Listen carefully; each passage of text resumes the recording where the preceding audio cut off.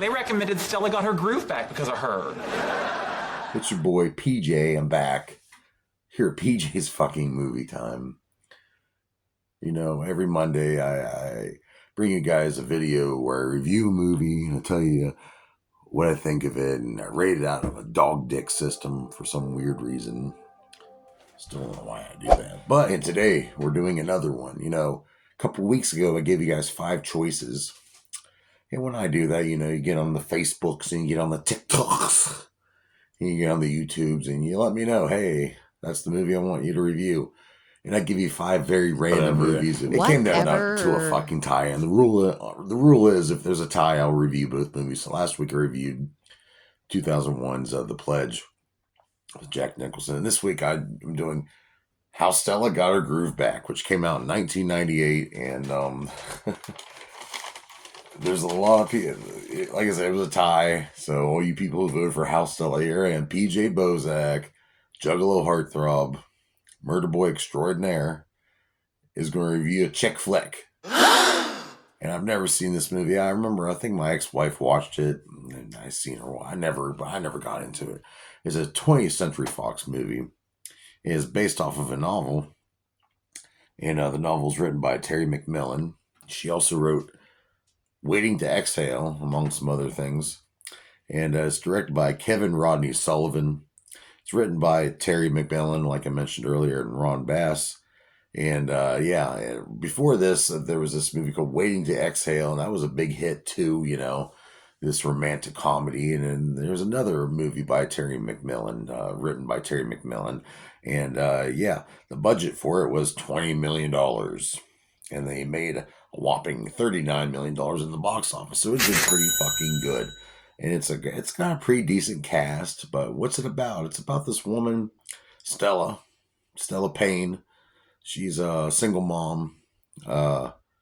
She works hard. You know, she doesn't have time for relationships. She doesn't think she does, and all of her friends say, "Hey, girl, you need to get yourself some dick. You need to get laid. You can find yourself a good husband." And she's like, whatever. Kind of like how I feel nowadays, except not the dick part. You know. I mean, I like my dick. Does that count? So anyway, she goes on this Jamaican trip with her best friend Delilah, and she's trying to get her laid, and she meets this really young guy named Winston Shakespeare, and they hit it right the fuck off. But the thing is, this guy's only 21 years old, and everybody's giving her shit because she's 40. But you know what? So what's going on? Who stars in the motherfucker? Who stars in it? Bitch. We got Richard Lawson playing Jack. He was in Poltergeist. We have Michael J. Pagan playing the young son Quincy, who was also in the See No Evil movies with Kane. 1 and 2. He's in both of those. Cicely, one named person, plays Chantel. She was part of the Power Ranger series as well. Brandon the Red Ranger. You probably appreciate that little tidbit there. Victor Garber, I fucking love this guy. He's in the Flash TV show, Legends of Tomorrow. He was in Titanic. I think he's a great actor. But he plays a guy named Isaac. He's a business colleague of Stella. Kind of fucks her over later on too. Some Suzanne Douglas playing Angela. She was also in the movie School of Rock. Yeah, she was in that, which is a good movie. I really like that movie. Regina King playing Vanessa.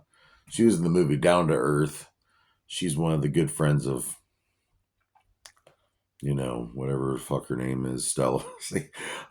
People, I wasn't feeling this movie. All right, I'll get into that here.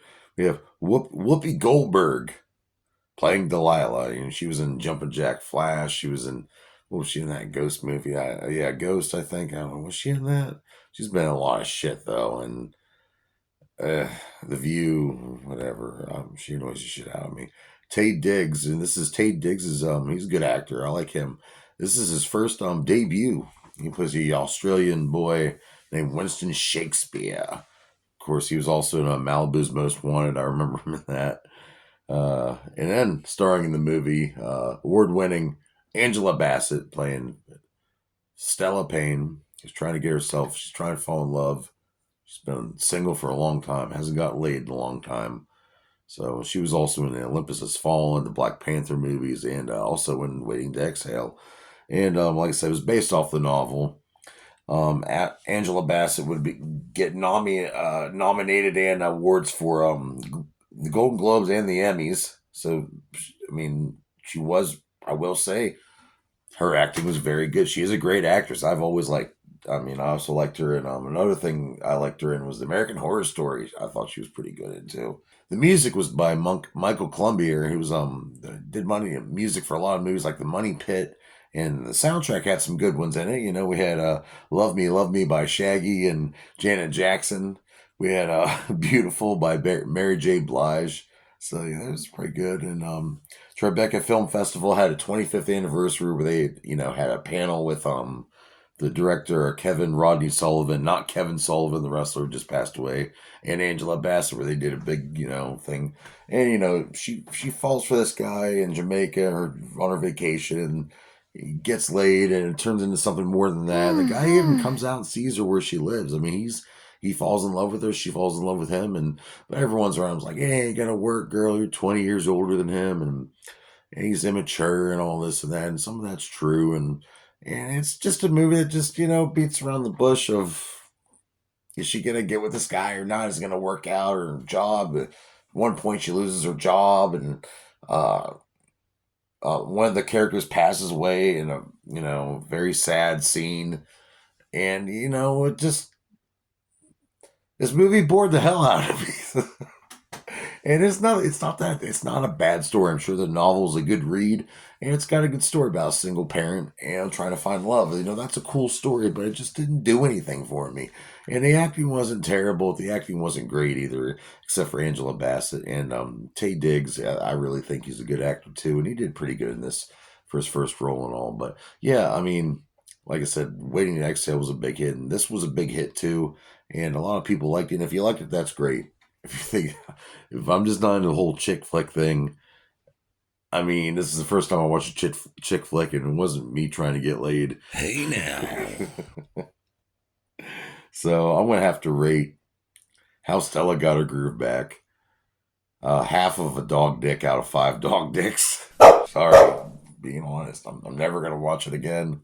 But it was a great cast, a lot of great black actors, and it's cool. Go watch it. If you're into chick flicks and you like Angela Bassett, then you just might like this movie. Me, I just thought it was almost okay to watch. So as you can see, I'm more and more horror decor keeps adding to my collection here. I got a killer clown from outer space. We got a severed finger. I mean, because Samhain Fest is coming in a couple weeks. October's going to start, and every single night you'll be here. PJ's Movie Time will be turning into Samhain Fest 2024 every day. A horror movie every day. It's going to be great. It's going to be fun. There's going to be blood. There's going to be gore. There's going to be titties and more. It's going to be great. But before that, join me here next week. Yeah. Next week when I review Step Brothers.